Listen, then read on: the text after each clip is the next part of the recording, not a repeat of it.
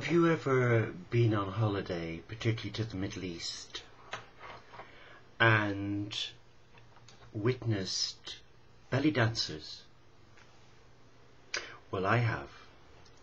When I was taking groups of people on retreat, guided retreats to the Red Sea, we were so blessed to stay at a wonderful hotel, the Hyatt Regency, which I discovered was on the ley lines from Sinai to the old Judea, linking Mount Carmel, the Joanna scenes of Mount Carmel, with the Therapeutae scenes, the Egyptian branch, at Mount Sinai. And in the hotel, twice a week, every time I went, it was the same routine.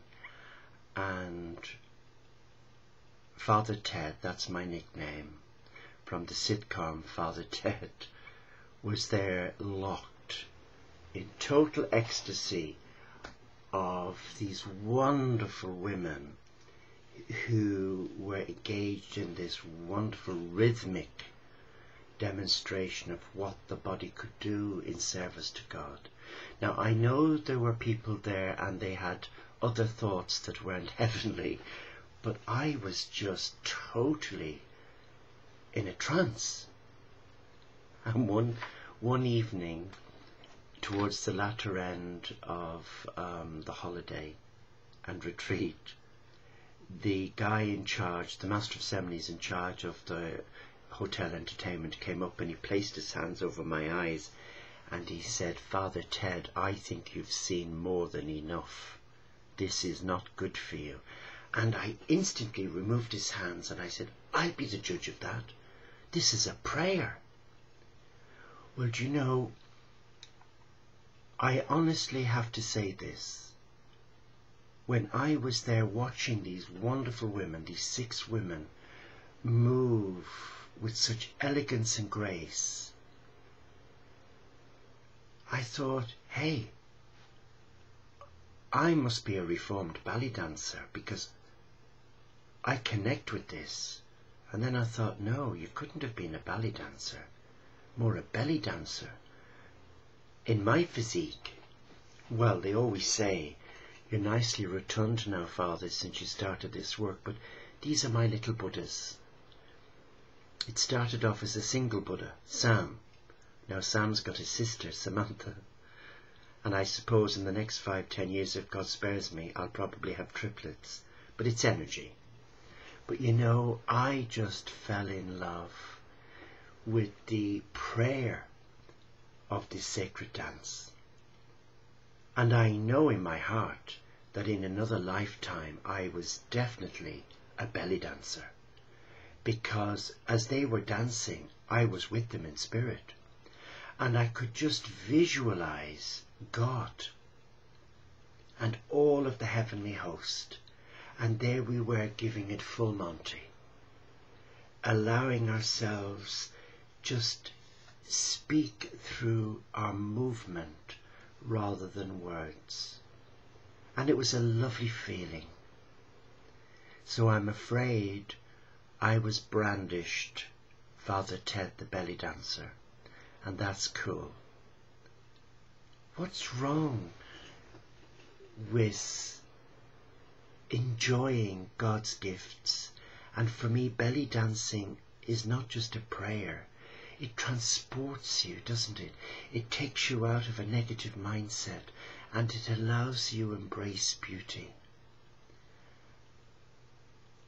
And forgetting the curves of the voluptuous women, there was just something so surreal about the presence of God being activated through the movement.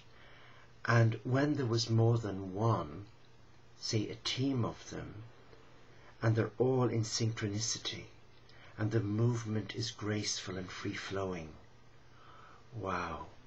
For me, that's like going on a pilgrimage to Rome.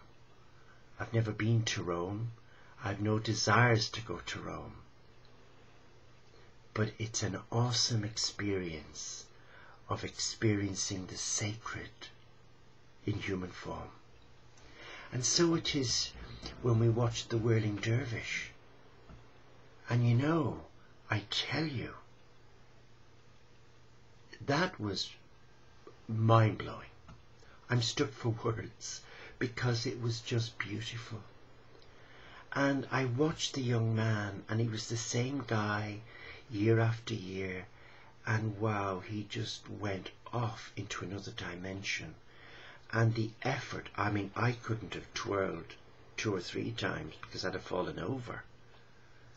But here was this wonderful young man, so graceful, so elegant, so composed, and he was just locked into this divine prayer.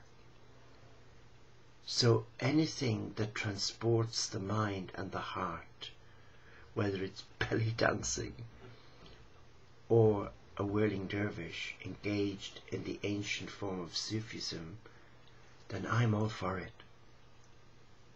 But I remember a few years ago watching the Eurovision Song Contest from Ireland, and the interval they decided to put on a performance. Well, I'd never seen anything like that either. It was Irish dancing with a modern twist. My God, they were kicking their legs higher than the Eiffel Tower. And here's me, when I was 5, the nuns taught me to do Ceilidh dancing. And I tell you, I had more injuries, more bruises around my ankles from the shoes because of the metal plates on them. But when I looked at this river dance routine, I was transported. I felt proud to have been brought up in Dublin. I felt proud of my Irish connections. Here's me, a Glaswegian, born in Glasgow.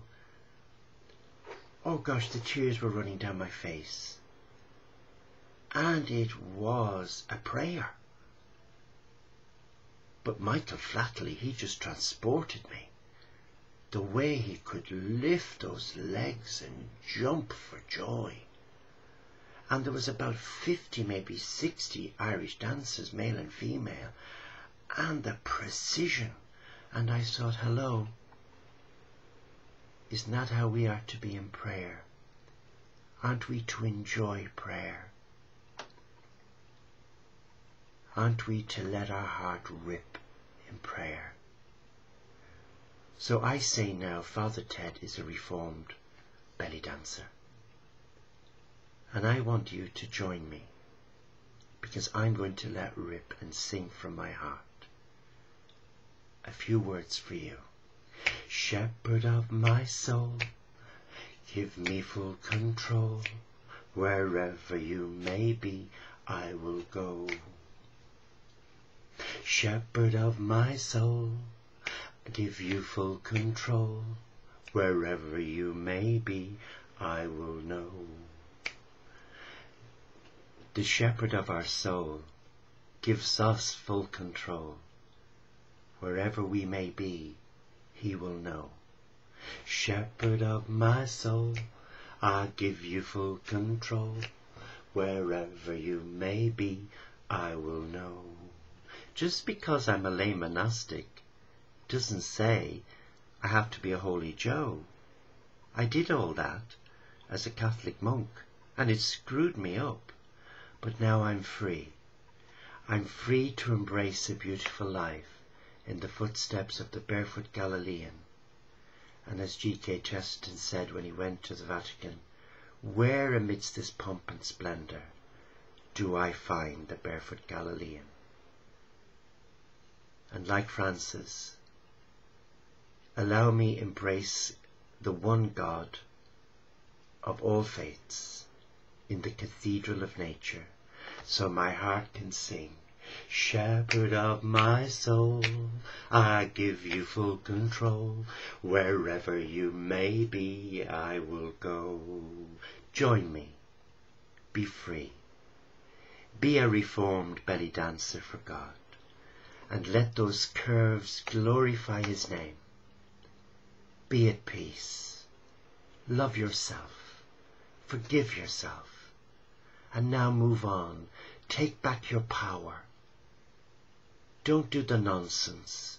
Get back to your heart.